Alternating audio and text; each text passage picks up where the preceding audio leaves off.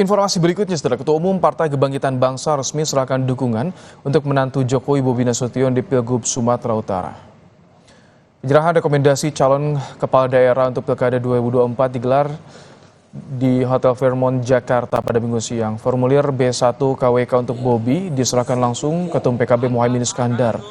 Dengan rekomendasi dari PKB, saat ini Bobi mengatakan sudah mengantongi dukungan 8 partai. Bobi juga menegaskan ia siap adu gagasan melawan siapapun, termasuk Edi Rahmayadi, sang petahana yang diusung PDI Perjuangan.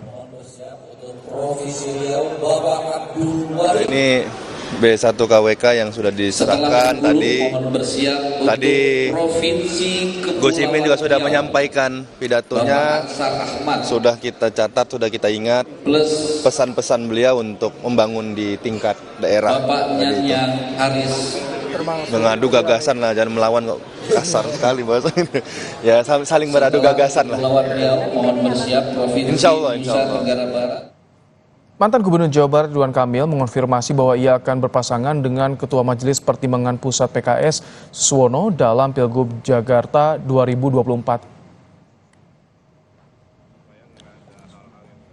Saat dikonfirmasi kesiapan dan pendampingnya di Pilkada Jakarta, Ridwan Kamil secara gamblang menyebut bahwa dirinya tidak berpasangan dengan Kaisang, namun ia tidak membantah disebut berpasangan dengan Suswono dari PKS. Ia meminta untuk menunggu deklarasi yang akan disampaikan Senin besok.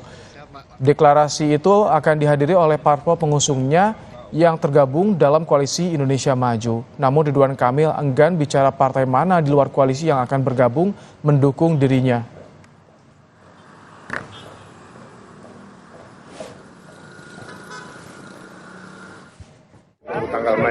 Ada partai di luar Kim juga ya, Kang?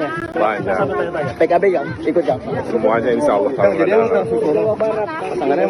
kurang lebih sama lah. Wartawan udah tahu. Atau sama Mas Kaisang, Pak? Atau sama Mas Kaisang?